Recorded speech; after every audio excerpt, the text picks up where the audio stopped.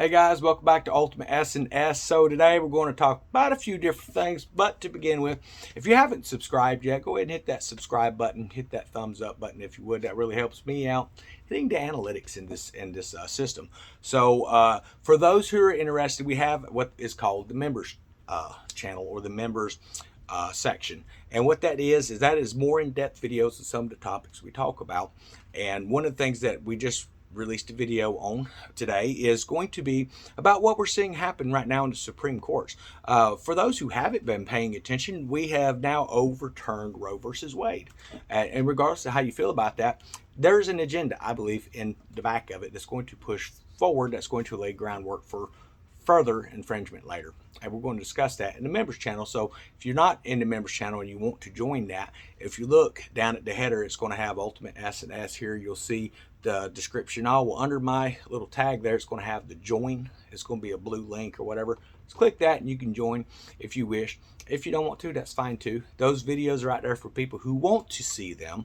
Understand those videos are faith-based videos. So if you're somebody who doesn't like faith-based messages, it's not going to help you at all. Or maybe it could help you. But what I ask is that you don't go in there and join just to start reporting videos, because like I say, we present truth on this channel. And even though some people have reported 3 videos already, those videos always get released because we do not teach hate. We teach truth and we pursue love in this channel. So also, with everything that's happening in the world today, I want to talk a little bit about this. For those of you who don't realize, we have Bill Gates. This guy is like loaded with money, and he is buying up farmland like it's going out of style, but he's not putting in any kind of farm production there. He's just letting that land sit, overgrow, and go to waste. And we can't really understand why that is until you start to research what's happening. And all this information is on Google. You can look. And he is real big into the lab culture meat. And that is what they're wanting to push. That's why farms are getting bought out. And farms that have been in families for hundreds of years are now being shut down. And he's buying up their mortgages and things like that. So I would highly recommend that you look into that. We're seeing a lot of stuff coming in that's going to later on limit our options as far as what kind of food we eat. So if you enjoy a good steak, but they have made it so there's not really any steak available, and that steak that is available is too expensive to buy, they're going to have their options of, okay, well, you can get this, it's grown in a lab. So I'm not big on that. I love steak, but I'm not going to eat no lab grown meat that's not really meat, or whatever, smeat, I guess you could call it. I don't know. But I think it's important that we see what's happening. So grow your own food, grow your own vegetables, grow your own fruits.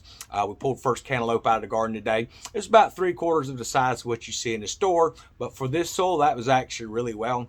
Very sweet flavor. Dad and I, we killed that off pretty quick. It was gone. We took the rinds and then the seeds and little innards or guts or whatever they want to call it. Took that out to the chickens and just kind of was curious if they would even eat it. And let me tell you, they loved it. So if you've got chickens and it's a hot day and you've got some old cantaloupe rinds sitting in your refrigerator, you don't want to keep them in there too long. Maybe a couple of days. You need to be taking them out the 3rd day. Take that to your chickens. They're going to love it. You can cut it in smaller chunks. They will pick off what they eat. And then as the rind, the harder outside of the rind dries, they will pick that on down too as well. So some little tips for you. It is really going to give your chickens and stuff a lot of vitamins and minerals. It's going to, in turn, help you if you're eating their eggs as well. So we're looking right now out at the garden, and I'm seeing all of my plants are looking great. They were planted from seed. We have a lot of that yellow zucchini that's going to be coming in. I didn't bother putting the straight neck squash in because that is early squash. So we're just going to stick with more of this zucchini, this gold zucchini. It's supposed to have about the same flavor, a little bit thicker skin on it. So we're going to plant those in for the summer. And we might try to do some gourds or something come this fall. We'll have to wait and see. But we planted our cantaloupe plants. I did get my fence put up. We'll make a video about that tomorrow.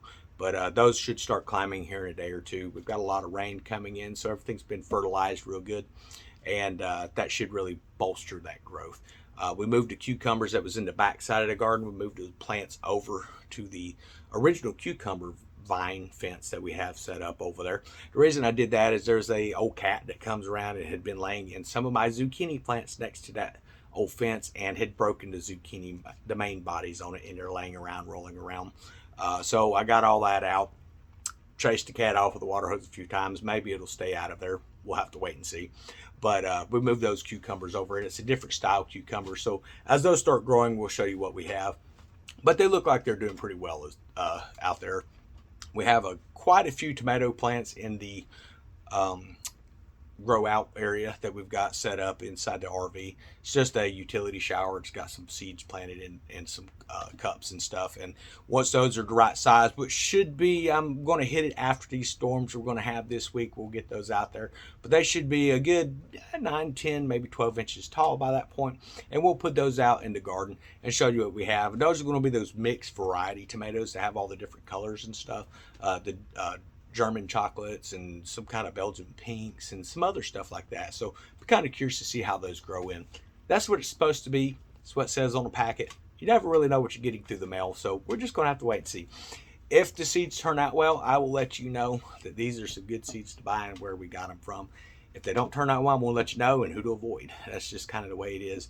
But I hope everyone's having a great week. I believe it's now Wednesday. So we're just kind of out here today, just kind of waited for the rain to stop, went out and picked some of our white spine cucumbers and stuff, and got a few squash and some zucchini out, and a bunch of okra. I've been frying that okra up. We're eating probably okra about every couple days right now, and we're getting kind of burnt out on it. So what we're going to start doing with that is we're going to start blanching it, which is where you will take it and you will put it in hot boiling water and leave it for 30 seconds to a minute, then pull it back out and put it into ice water. Dry everything down with some rags, put it into a freezer safe bag or a Ziploc bag or one of those vacuum seal bags, and then stick it in the freezer for later, and that's going to help it keep longer. You don't have to do the blanching process with it, but if you do, it's going to keep the colors of the vegetables a little closer to what they are when they come off. Otherwise, they can get darker or lighter and just look kind of weird. Doesn't affect the flavor too much though. But that's kind of what we got going on around here a little bit. But the quail are doing really well. What I'm going to be doing with these pretty soon, I'm not going to put a video up of the butchering process. Sorry guys, someone's been in here messing with my table.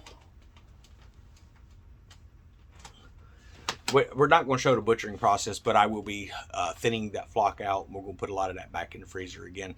Typically, I will bring those up to about 14 weeks. You can butcher at 8. I tried to bring them to about 14 weeks. They have a little more meat on them. It makes it a little more worth it. And we're going to keep 12 laying hens, and with the 12 laying hens, that's going to be between 3 males probably, just for the breeding of those. That way, when we get into fall, we're going to be able to get our quail population back up pretty easy. Within just a few days, we'll be able to have the incubators filled up and get that going. I'm thinking about doing some chickens this year as well. So we're going to get some chicks going. Like I say, that's not going to be during the summertime because my brooding area is in a outdoor shed. That way I don't have to smell the smells of chickens while you get them up to the 5-6 week mark before they go out on their own.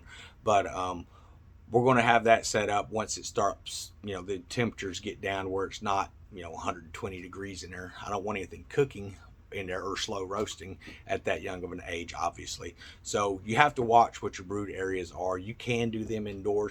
I will tell you, chicken and quail, they stink about the 2nd to 3rd week. They really start to stink.